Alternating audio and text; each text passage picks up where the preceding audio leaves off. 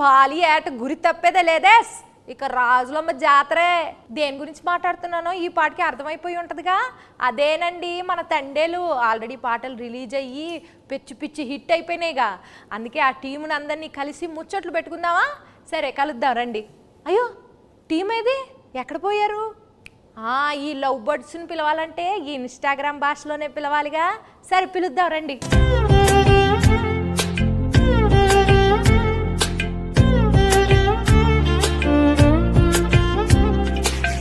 నమస్కారం అందరికీ. ఎలా ఉన్నారు అందరూ?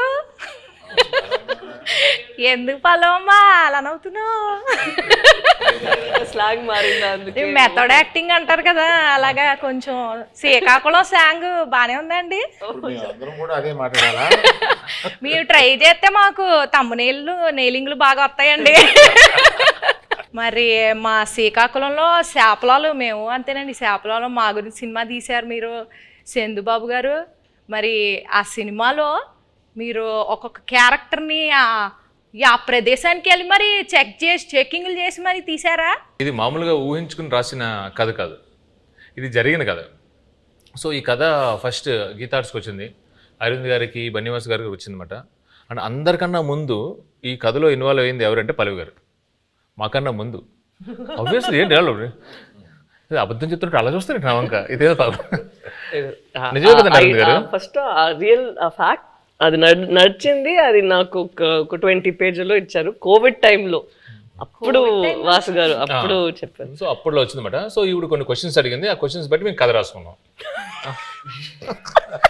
అంతే కదండి, కథ రాసుకున్నమాట. సో అది అయిపోయిన తర్వాత వెళ్ళగా నేను దీంట్లోకి మళ్ళీ చేతు గారు హీరో, ఇది అందరూ సెట్ అయిన తర్వాత ఓకే ఇది నిజంగా జరిగిన కథ.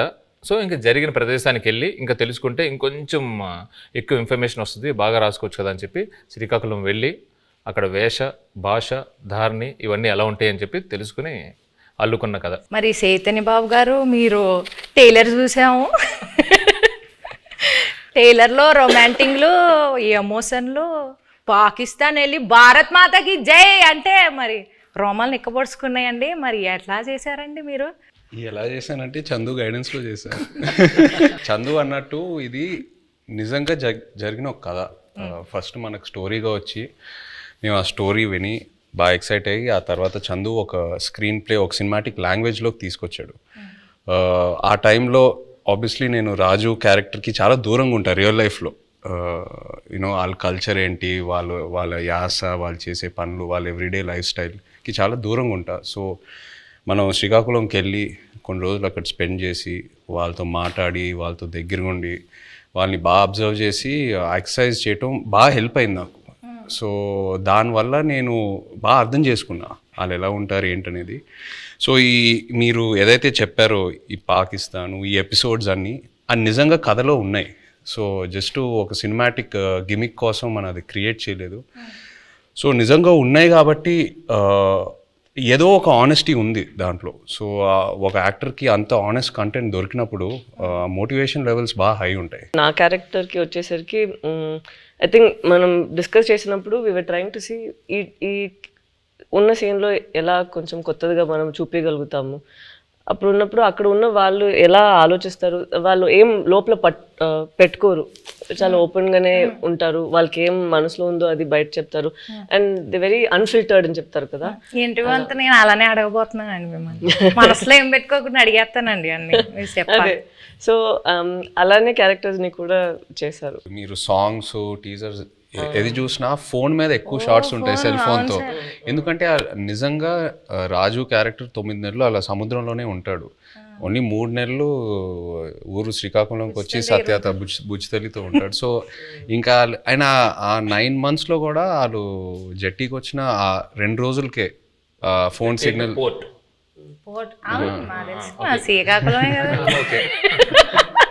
జట్టీకి వచ్చి ఆ 2 రోజులే ఫోన్ సిగ్నల్ ఉంటుంది. సో ఇవన్నీ నేను నిజంగా అక్కడికి వెళ్ళి వాళ్ళ ఎక్స్పీరియన్సెస్ విన్నప్పుడు ఎలా ఉంటారు అబ్బాయిలు, అసలు ఇద్దరు ఇంత ప్రేమించుకొని పెళ్లి చేసుకొని ఇంత డిస్టెన్స్తో ఎలా మేనేజ్ చేస్తారు, ఎలా ఉంటారు అనేది అది చాలా చాలా పోయిటిక్గా అనిపించింది వాళ్ళ స్టోరీస్ విన్నప్పుడు.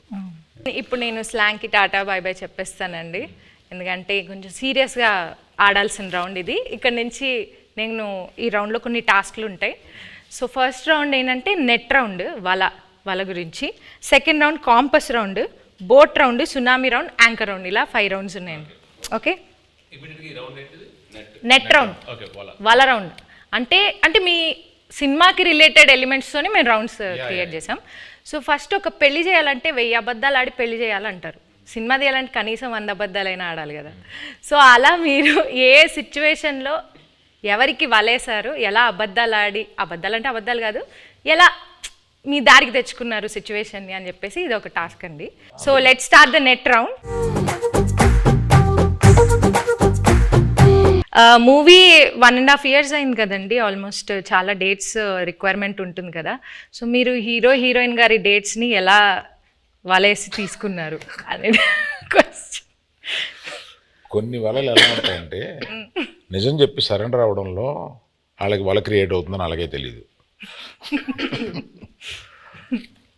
చైతన్య గారి దగ్గరికి వెళ్ళి ఈ సినిమా మామూలుగా మీరు చేసే ఇతర సినిమాలకు కాదు, దీని చాలా టైం పడుద్ది, దీని ఎండ్ డేట్ ఎప్పుడు అని అడగకూడదు, దీనికి గెడ్డం పెంచాలి, మేము చెప్పే వరకు మీరు ఆ గెడ్డం తీయకూడదు, మాకు బేసిక్గా మీ క్యారెక్టర్లో చాలా బాగుంటారు కానీ ఈ 2 కండిషన్లకు మీరు ఒప్పుకుంటారా లేదా అని డౌట్ ఉండి మా వాళ్ళు ఎవరు మాట్లాడకుండా నన్ను ముందుకు తోశారు, అందుకు నేను వచ్చాను మీ దగ్గరికి అని అన్నాను. అసలు అరవింద్ గారు ఇంత ఇంట్రెస్ట్గా ఇలాగ అసలు నన్ను ఎండ్ డేట్ కూడా అడగకంటే అసలు చాలా బడ్జెట్ పెట్టుకుని చాలా బాగా తీయాలనుకుంటున్నారు అన్న ఇంప్రెషన్లో పడిపోయాడా నా వల్ల అనేది నాకు అర్థమైంది. వెంటనే వల్ల పడిపోయారు. మరి పల్లవిని వల్ల వేసింది డైరెక్టర్ గారు వాసు గారు. ఓకే, పడిపోయిన తర్వాత మా ఆఫీస్కి వచ్చారు, అప్పుడు నేను వలలో పట్టుకున్నాను. హీరోయిన్ గారికి ప్రొడ్యూసర్ గారికి ఎలా ఈ స్టోరీ చెప్పి కన్విన్స్ చేయడానికి ఎలా వలేశారు? అంటే ఇది స్టోరీ నాకు అటు నుంచి వచ్చిందేనండి. ఓకే, స్టోరీ అటు నుంచి వచ్చింది. మేము మల్టిపుల్ స్టోరీస్ గురించి మాట్లాడుకుంటున్నప్పుడు ఈ స్టోరీ బాగుంది అని చెప్పి నేనే అడిగాను. సో అలా వచ్చింది. అండ్ నాకును ఈయనకి చదువు గారికి ఎప్పటి నుంచో లాంగ్ టర్మ్ నుంచి ఉంది, ఇది బాగుంటుంది అని చెప్పి మేము డిస్కస్ చేసుకుని ఎస్ ఇది మేము చేస్తున్నామని వచ్చింది. ఇప్పుడు వాళ్ళ కాన్సెప్ట్ ఏంటంటే సరే అంటే అరవింద్ గారు నాకు చెన్నై పంపించారు అనమాట. వెయ్యమ్మ వలే ఒక చేపను పెట్టండి, కానీ వలేసిన తర్వాత తెలిసింది అది చేప కాదు తిమింగలం అనండి. పల్లవి గారు మీరు చెప్పలేదు. నాకు వల్ల ఏం లేదు, వలే లేదు, అందరికి తెలుసు ఇక్కడ ఉన్న వాళ్ళకి వల్ల ఏం లేదు. వాళ్ళలోనే ఉన్నాం. So next round boat round అండి.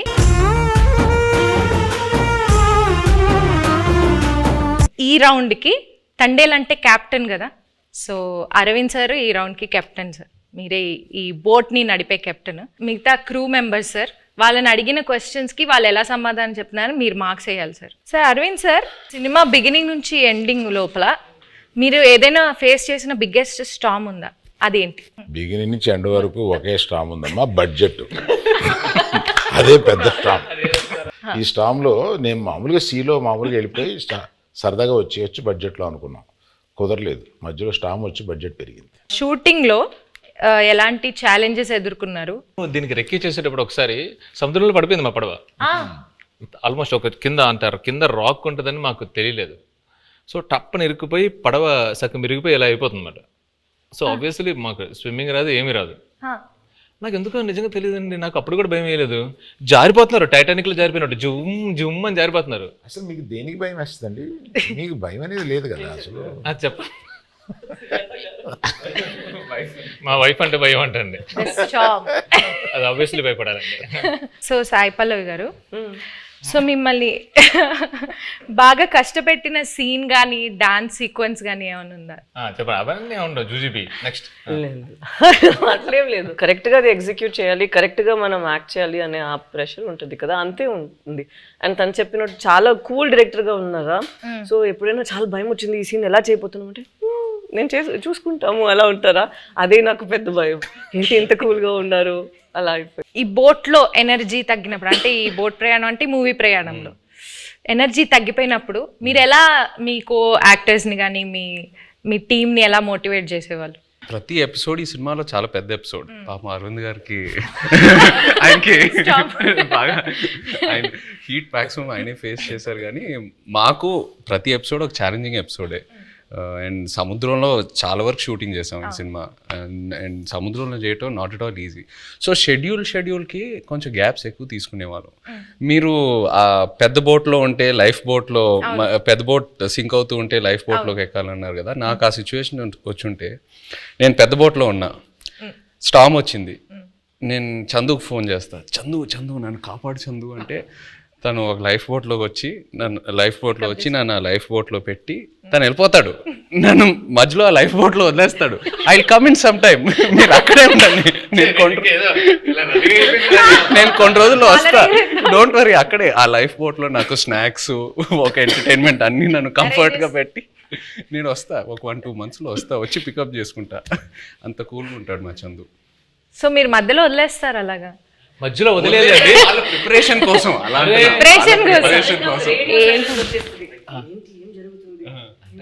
జరుగుతుందా ఏమైనా అలా సడన్ గా ఒక సైలెన్స్ వస్తుంది ఒక 2 monthsకి. దాని తర్వాత మళ్ళీ స్టామ్ స్టార్ట్ అవుతుంది. మేము కలెక్ట్ చేసిన ఇన్ఫర్మేషన్తో కానీ మీరు రాసుకున్న స్టోరీలో ఇంటర్వెల్ కంప్లీట్ వేరండి. ఒకసారి మళ్ళీ మనం వెళ్ళినప్పుడు మొత్తం అంతా అక్కడ శ్రీకాకుళం వెళ్ళి మొత్తం రీసెర్చ్ చేస్తున్నప్పుడు ఇంకా డీప్ అండ్ డెప్త్గా ఆ 22 మందిని కూర్చొని వీళ్ళని అడిగితే, అప్పుడు వాళ్ళు అక్కడ ఫిషింగ్లో ఉన్నప్పుడు వాళ్ళకి ఒక 2017లో ఒక స్టార్మ్ వచ్చింది. నిజంగా వాళ్ళ పడవలు ఎలా అయ్యాయి, ఒక పెద్ద కార్గో షిప్ ఎలా వచ్చింది, దాన్ని ఎలా ఫేస్ చేశారు, ఇవన్నీ విన్న తర్వాత అప్పటికే బడ్జెట్ ఫిక్స్ అయిపోయింది. మెల్లిగా పిల్లిలో వచ్చాయి మళ్ళీ అరవింద్ గారి దగ్గరికి వచ్చి, అరవింద్ గారు అంటే మన ఇంటర్వెల్ని మొత్తం ఇప్పుడు ఏదో నార్మల్గా అక్కడ ఎవరు ఓకే చెప్పింది వాసువే కదా, విని యాస్టేజ్ చేయాలి సార్, మనం ఇది యాస్టేజ్ చేస్తున్నాం దింపుతున్నాం మనకే కదా ఎంకరేజ్. అవును చెప్పింది.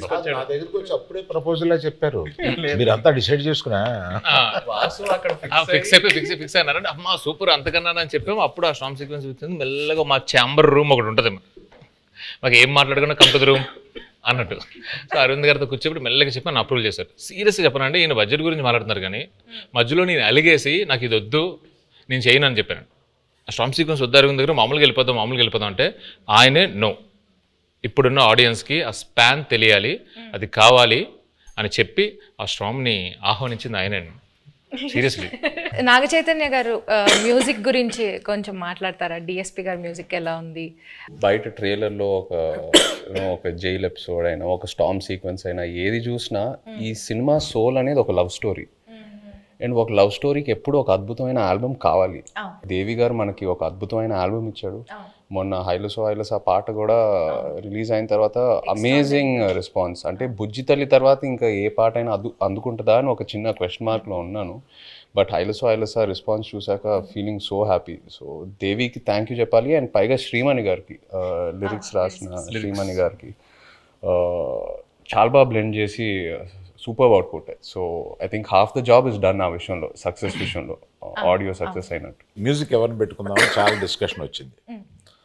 దేవిప్రసాద్ని పెట్టుకుందామని వస్తే నేను వద్దన్నాను దేవిప్రసాద్. ఎందుకంటే పుష్ప మాది ప్యారలల్గా వెళ్తుంది. అయ్యి బాబాయ్ దానికి ఉండే కాన్సన్ట్రేషన్కి, దానికి ఉండే వర్క్కి దేవిప్రసాద్ టైం స్పేర్ చేయడు. దేవిప్రసాద్ నాకు చిన్నప్పటి నుంచి తెలుసు. మా ఫ్రెండ్ కొడుకు బాగా బోల్డ్ సినిమాలు చేశాడు. మా ఇద్దరికి అసలు మామూలుగా బయట ఎక్కడన్నా కనిపిస్తే మేము లవర్స్ కావలించున్నట్టు కావలించుకుంటాం. అంత ఇష్టం నాకు.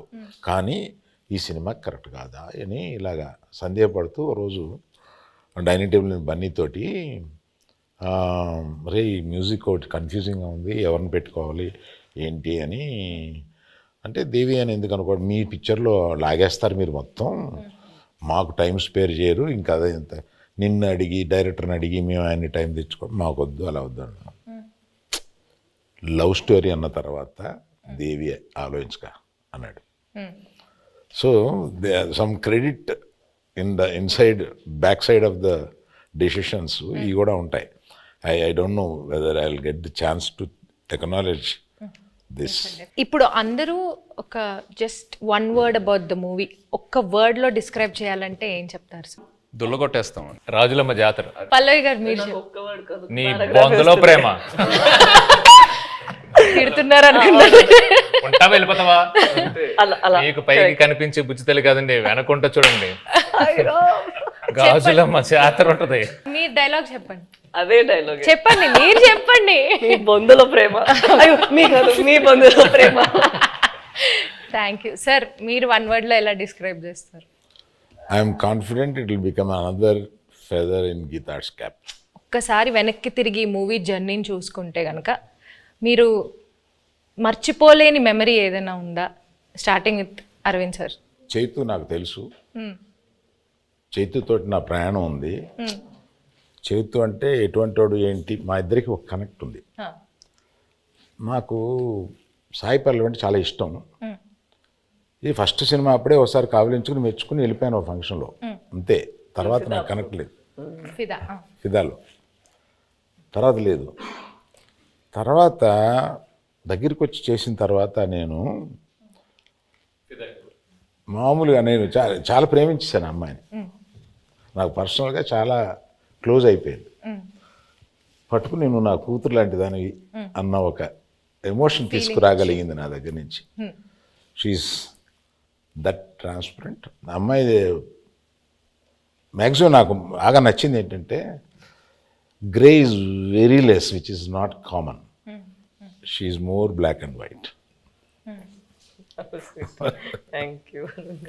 సో మర్చిపోలేని మెమరీ మై రిలేషన్షిప్ విత్ సాయిపల్. సాయి పల్లవి. సాయిపల్ మీరు చెప్పండి విజయ్ గారు. నాకు ఈ సినిమాయే ఒక జర్నీ నిజంగా చెప్పాలంటే. ఈయన వెరీ పాజిటివ్. అంటే అందరం జోకింగ్గా మాట్లాడుకుంటాము, 1.5 years షూట్ చేసాము అది ఇది అని. బట్ వెరీ రేర్లీ మనకి ఇలాంటి సబ్జెక్ట్స్ దొరుకుతాయి. ఒక కొన్ని రియల్ ఇన్సిడెంట్స్ బేస్ చేసుకొని ఇన్స్పైర్ అయ్యి హ్యూమానిటీ మీద కొన్ని సబ్జెక్ట్స్. అంటే నాకు లవ్ స్టోరీస్ అంటే బాగా ఇష్టం. బట్ ఈ సినిమాలో ఏంటంటే ఒక కపుల్ మధ్యన ఉన్న ప్రేమ అది ఆనెస్ట్గా ఉంటే ఎంత దూరం వరకైనా వెళ్ళొచ్చని, ఏ ఛాలెంజ్ అయినా ఫేస్ చేయగలుగుతాము. ద పవర్ ఆఫ్ లవ్ ఈ సినిమాలో బాగా హైలైట్ అవుద్ది. అండ్ లవ్ అనేది జస్ట్ హ్యాపీనెస్సే కాదు, లవ్లో పెయిన్ కూడా ఉంటుంది. అండ్ ఈ సినిమాలో అది బాగా ఎక్స్ప్లోర్ చేసాం. పుట్టింగ్ దట్ అసైడ్, ఈ 1.5 year ఈ ట్రావెల్ అంటే మా టీంతో, అరవింద్ గారితో, పల్లవి గారితో, చందుతో అందరితో ట్రావెల్ చేస్తూ ఇంకా ఒక 1 month షూటింగ్ పెడితే నేను హ్యాపీగా వస్తాను. అందరూ కొట్టారు కానీ బట్ అంత అంటే ఇంకా చేయాలని కొన్ని సినిమాలకి అలా అనిపిస్తూ ఉంటుంది. ఎక్కడ సమ్మర్లో రిలీజ్ చేద్దామన్నారు. పెట్టకండి ఒకసారి క్లాస్ అయిపోయింది. ఈ హెయిర్, ఈ బియర్డ్, ఈ లుక్ వల్ల నేను వేరే ఏ ప్రాజెక్ట్ కూడా చేయలేను. It's very unique to this character. నాకు ఎక్కడ నిజంగా ఇబ్బందిగా అనిపించలా. అంటే ఇవాళ వెళ్ళి షేవ్ చేసేద్దాం అబ్బా, ఇవాళ హెయిర్ కట్ చేసేద్దాం అబ్బా, చిరాకు వస్తుంది, అట్లా ఎక్కడ అనిపించలా. ఇంకా అరవింద్ గారు ఇంకా చేద్దామంటే okay let's do it, Chandu ఏదైనా బెటర్మెంట్ చేద్దామంటే let's do it. So that's just a sign saying that బాగా కనెక్ట్ అయ్యి ఎంతో ప్రేమించి ఎంతో ఆనెస్ట్గా ఈ జర్నీ జరిగిందని. So yeah, I think it'll be very memorable for me. Yeah, the movie itself is very Chaitanya memorable. గురించి మాట్లాడాలి. నేను I told you this already. నేను తనకి కూడా చెప్పాను, నాకు లవ్ స్టోరీలో చేసిన చైతన్య గారు అండ్ ఇక్కడ మన తండ్రిలో చేస్తున్నప్పుడు చాలా డిఫరెన్సెస్ కనిపిస్తుంది. ఒక యాక్టర్కి మనం నార్మల్గా జనాన్ని చూసినప్పుడు అక్కడ నుంచి కొన్ని విషయాలు మనం పట్టుకుంటాం కదా. ఇక్కడ నాకు చాలా బాగా కనిపించింది తను ఎలా కొన్ని క్యారెక్టరిస్టిక్స్ అక్కడి నుంచి తీసుకున్నారు. Not for body language but for mind set. ఎలా వాళ్ళు ఆ మైండ్ సెట్ ఉంటే మనకి అప్పుడు యాటిట్యూడ్ కూడా వస్తుంది. అది మాట్లాడినప్పుడు not the Masih once but at least for the ప్రేమతో మాట్లాడినప్పుడు, లేదంటే తన కోపాన్ని లోపల పెట్టినప్పుడు. అండ్ ఎస్పెషలీ ఒక సీన్ తను ఆ ప్రిజన్లో ఉన్న ఒక సీన్ ఉందా, నాకు ఫస్ట్ వాళ్ళు అది షూట్ చేశారు, దాని తర్వాత నా సీన్ షూట్ చేశారా, కరెక్ట్ కదా. నేను అది చూసిన తర్వాత తనకి చెప్పాను, మనకి ఉన్న స్క్రిప్ట్ తన చేసిన పర్ఫార్మెన్స్కి మనం ఇది చేస్తే అది కొంచెం తగ్గిపోతుంది. సో మనం ఇది ఇంకా కొంచెం లేపేద్దాం, లేదంటే it wouldn't be equal to his performance that he's done over there అనేది ఆ దేవుడు. మేము ఎంతో ఒక సీక్వెన్స్ చేసాం. ఆ సీక్వెన్స్ కి ముందు ఈవిడ ఒక సీక్వెన్స్ ఉంది. సో అది చూసి అది ఏదైతే సీన్ ఉందో ఇది సరిపోదు to match that His performance. Exactly. So అలా నాకు అనిపించింది it was two honest for me. అప్పుడు నేను చెప్పిన మనం ఇక్కడ ఇది ఇంకా బెటర్గా ఇది చేయాలి, లేదంటే ఇది తగ్గిపోతుంది, దీనికి అది తగ్గిపోతుంది అని we had to do even that way. So I have to give it to him that than just saying తను ఒక డౌట్ వచ్చింది, అంత బాగా చేశాడు కదా నేను ఇంకొంచెం లేపాలి దీన్ని అని నువ్వు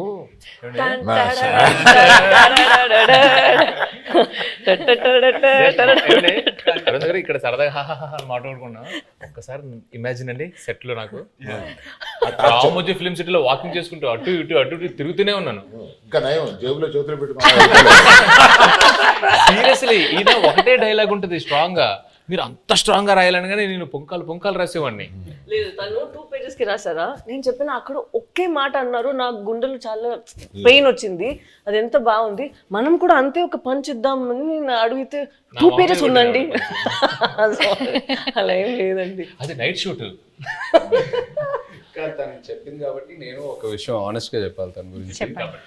చెప్పింది కాబట్టి బికాజ్ చెప్పండి. ఈ ఆపర్చునిటీ తీసుకుందామని అంతే.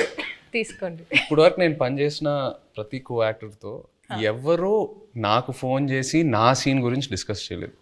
పల్లవి ఫుల్ స్క్రిప్ట్ తీసుకుంటుంది and she call me once before a schedule and discussed about my scenes. అది నాకు చాలా ఇన్స్పైరింగ్ అనిపించింది ఆనెస్ట్లీ. కొంతమంది మేబీ అది టూ మచ్ ఇన్వాల్వ్మెంట్ అలా అంటారేమో కానీ జోక్స్ అపార్ట్ అది మనకు ఒక యాక్టర్కి నంబర్ ఆఫ్ పర్స్పెక్టివ్స్ ఉన్నప్పుడు ఆటోమేటిక్లీ మన మైండ్ ఇంకా బాగా పనిచేస్తుంది and it pushes us to perform better. So అది తను ఫోన్ చేసినప్పుడు నాకు చాలా హ్యాపీ ఫీల్ అయ్యాను.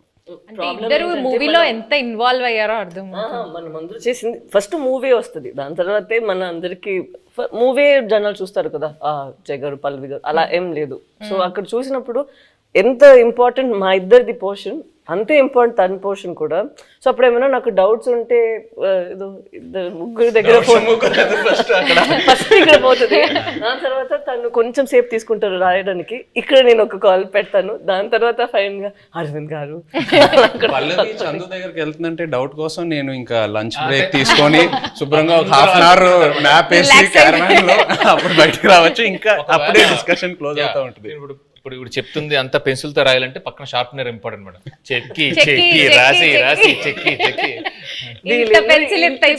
కదా, స్క్రిప్ట్ కి మనం చేసినకి ఏం డిఫరెన్స్ లేదు. అక్కడ ఏంటంటే లేదు పర్ఫార్మెన్స్ లో మనం ఏం బయట ఇప్పుడు ఇలా ఇంత సీన్స్ ఉంది, అది మనం క్రష్ చేసి ఒక చిన్న పంచ్ లాగా చేసేద్దాం అంతే. మీరందరూ సడన్ గా ఈ సెషన్ నా గురించి పెట్టిన టైం ఉంది, అదేం లేదు, అదేం కాదు. He did not sign any other film. నేను ఎప్పుడు తను అడుగుతాను, బికాస్ లవ్ స్టోరీ టైంలో also we'd ask what you doing next అని. ఇప్పుడు నేను అడిగినప్పుడు కూడా నేను తండేల కోసం వెయిట్ చేస్తాను, వచ్చిన తర్వాత చూద్దామని. అప్పట్లో ఆ రోజు మనం రిలీజ్ రోజు చెప్పాము కదా, ఆ రోజు వరకు ఇదే తన ఆన్సర్, మనం చూద్దాం తండేలు వస్తుంది దాని తర్వాత. So it's such nice approach where you completely surrender ఒక ఫిల్మ్ కోసం. అది సరెండర్ చేసి ఎన్ని రోజులు, ఒక ఇయర్ తీసుకుంటుందా ఓకే అని తను వదిలేయడం నాకు it was very surprising. Next producer use to contact me, not him. Sir మీది ఎప్పుడో వద్ది, మేము రిలీజ్కి 10 రోజుల ముందు కూడా షూటింగ్ చేస్తాము, నా రిలీజ్ డేట్ చూసి మీరు అనుకోండి తప్ప నేనేమి కమిట్ అవ్వను. వై డూ థింక్ తన పెళ్లి కోసం, తను ఇప్పుడు ఇంటర్వ్యూ కోసం జుట్టులు దాడి దాన్ని కట్ చేయకుండా ఇలా ఉన్నారు? ఎప్పుడు ఏం వచ్చేస్తుంది, ఎప్పుడు మనం షూట్కి వెళ్ళాలి అని ఇలాగే వదిలేస్తారు. నేను పెళ్ళికి వెళ్ళి వీళ్ళు కింద కూర్చుంటారు కదా, వంగి అక్షంతలు వేస్తున్నాను. పరిచయం చేశాడు ఈయన, అంటే తెలుసు అన్నట్టుగా ఆమె చూసింది. I have a question sir అంది, పెళ్లిపేటల మీద. ఇదేంటి question? when do you show the face of my husband sir? అంటే గడ్డం ఎప్పుడు తీస్తా, మా ఆయన మొహం నేను ఎప్పుడు గడ్డం లేకుండా భర్తను చూడాలనే కోరిక అది నా చేతిలో లేదని చెప్పుంటాడు ఈయన. నేను కనపడగానే ఫస్ట్ క్వశ్చన్ ఆమె అదే సార్. మీరేం ఆన్సర్ ఇచ్చారు? నేను అమ్మా రిలీజ్ డేట్ చూసుకో, అప్పటి వరకు ఇది check Geetha Arts page for updates అని చెప్పండి. మీరు అడిగినప్పుడు ఫస్ట్ ఆయన చెప్పినప్పుడు ఏమయ్యా అన్నారు, ఏంటంటే మనం రిలీజ్ చేస్తాం అనగానే అప్పుడు ఇలాగా చైతన్య ఆవిడ అడిగిందయ్యా మా ఆయన మొహం నేను ఎప్పుడు చూసుకోవచ్చు అని అన్నాను. Coming back to the movie. కాదు ఇందులో మీమ్స్ ఏంటంటే పెళ్లిపేటల మీద నుంచే అరవింద్ గారిని నిలదీసిన. మీరు ఈ డెసిషన్ తీసుకోకుండా ఉండుంటే బాగుండేది అని ఏదైనా ఒక డెసిషన్ గురించి అనుకున్నారు? తీసుకున్న అన్ని డిసిషన్లు కరెక్ట్ అయిన ఏకైక సినిమా అనుకోండి. ఓకే సార్, మీ ఫ్యాన్స్ ఎస్పెషల్లీ మీ ఇద్దరు గురించి, మీ ఫ్యాన్స్ వెయిట్ చేస్తున్న వాళ్ళకి ఈ మూవీ ఎలా ఉండబోతుంది, what is it going to give away to the fans? తను ఇద్దరి కోసం తను చెప్తారు. ఇది ఫస్ట్ అనుకుంటా ఇది ఒక ఎమోషనల్ లవ్ స్టోరీ అని. సో ప్రేమ పుట్టడానికి అది ఏదైనా ఒక ప్లేస్ కావాలి, ఏదైనా ఒక సిచ్యువేషన్ కావాలి, కౌమార దశలోనో కాలేజీలోనో ఎక్కడైనా ఉంటుంది. బట్ ఇది మేము అనుకున్నప్పుడు ఏంటంటే ఇది ఇంకా ఎటర్నల్ ఇది. సో ఎంత బెంగ ఉంటుందో అంతే భయం ఉంటుంది. సో ఎవరైతే లవ్లో ఉన్నారో, అది అమ్మాయి అయినా అబ్బాయి అయినా, అది బుజ్జితెల్ల అయినా రాజు అయినా, ఎవరైనా కానీ వచ్చి ఈ సినిమా చూసేటప్పుడు వాళ్ళలో వాళ్ళ ప్రేమ, అవతల మీద ప్రేమ ఇది చాలా చక్కగా కనపడుతుంది. ఒకరి మీద ఒకరికి ఉన్న బెంగ, ఒకరి మీద ఒకరికి ఉన్న భయం, ఒకరి మీద ఒకరికి ఉన్న కోపం చక్కగా కనపడుతుంది. వాళ్ళని వాళ్ళు చూసుకోవచ్చు. Yes, ప్రేమికులందరూ వాళ్ళని వాళ్ళు చూసుకోవచ్చు. Fantastic emotional love story. ఎలాంటి కాన్ఫ్లిక్ట్ వచ్చినా కానీ, ఏం వచ్చినా కానీ ప్రేమ అయితే మాత్రం దూరం అవుదండి. ఇట్స్ జస్ట్ ప్రేమ చావలేదు. ఎస్, మీరు దూరంగా ఉన్నా, ఎలాంటి పరిస్థితులు ఉన్నా, ఏమున్నా కూడా ప్రేమే ఇస్ వాట్. సునామీ రౌండ్ అండి ఇప్పుడు.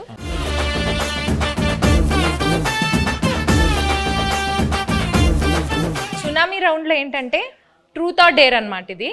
సో మీరు ఆన్సర్ చెప్పలేకపోతే డేర్ చేయాల్సి వస్తుంది. సాయి పల్లవి గారు తండేల్లో బాగా యాక్ట్ చేశారా, లవ్ స్టోరీలో బాగా యాక్ట్ చేశారా?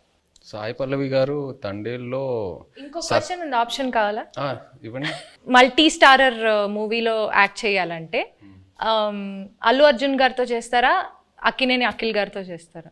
అఖిల్తో ఆల్రెడీ మనంలో ఒక స్క్రీన్ స్పేస్ షేర్ చేసాం కాబట్టి డెఫినెట్లీ అల్లు అర్జున్ గారితో చేయటం will be a good opportunity. Sai Pallavi గారు, మీ ఫేవరెట్ కోస్టార్ ఇన్ తెలుగు మళ్ళీ మళ్ళీ వర్క్ చేయడానికి, అంటే మీరు ఇప్పటిదాకా యాక్ట్ చేసిన వాళ్ళలో మళ్ళీ ఎవరితో వర్క్ చేయాలనుకుంటున్నారు? The rapport that I have Chaitanya గారితో ఉన్నది చాలా కంఫర్టబుల్. ఓపెన్, తను ఏం అనుకుంటారో లేదో, but he'll always have a face where he's very understanding and very compassionate. So I think Chaitanya గారు. ఓకే, బట్ మళ్ళీ అంటే కొంచెం స్పేస్ ఇచ్చి మళ్ళీ చేద్దాం. తనకి పాపం 1 year నుంచి నేను పల్లవితోనే ఉన్నాను, బోర్ కొట్టింది, అలా అవ్వకూడదు కదా. సో కొంచెం స్పేస్ ఇచ్చి దాని తర్వాత I make him miss me and then I'll come and work with him. So Chandu garu, performance wise Sai Pallavi గారు బాగా చేశారా, నాగ చైతన్య గారు బాగా చేశారా? ఒక్కళ్ళని పిక్ చేయాలంటే ఎవరిని పిక్ చేస్తారు? తననే పిక్ చేస్తారు. నేనే ఇద్దరు మధ్య చాలా బాగా రెండు నేమ్స్ లో ఒక్కళ్ళని పిక్ చేయాలి. ఓకే, లేకపోతే మీకు డేర్ కూడా ఉంది. డేర్ ఏంటో చెప్పనా? చెప్పండి. ఓకే, మీ వైఫ్ కి కాల్ చేసి బుజ్జి తల్లి 2 lines ఏం మాట్లాడకుండా ఫస్ట్ ఆ 2 lines పాడాలి. హలో బుజ్జితల్లి వచ్చేస్తున్నానే, కాస్త నవ్వే. నవ్వండిలే. How sweet, సుజాత గారు, we miss you. అవునా? Hi hi. Hi అండి. నా గుండె టక కొట్టేసుకుంటుంది. ఏమంటానన్నా? ఓకే, నేను మంచిదాన్నే కదా, వాళ్ళకి తెలుసు. ఓకే కొంచెం గుండె కూలవని పెడాల్సిన ఫోన్ కొట్టుకుంటుంది, ఏమంటుందో ఏందో. సరే బాయ్. గ్యాప్లో సంవత్సరాలు వచ్చాయి. Bye bye. Happy independence day. Jai Hind. Great అది డేర్ చూసారా? గ్రేట్ అండి. ఎస్. సో అరవింద్ సార్, నీ క్వశ్చన్ నాకు అర్థమైపోయింది. నీ క్వశ్చన్ నాకు అర్థమైపోయింది. ఏం సార్? నేను డేర్కి వెళ్ళడం బెటర్. సార్ క్వశ్చన్ అడగమంటారా, డైరెక్ట్ డేర్ చేస్తారా?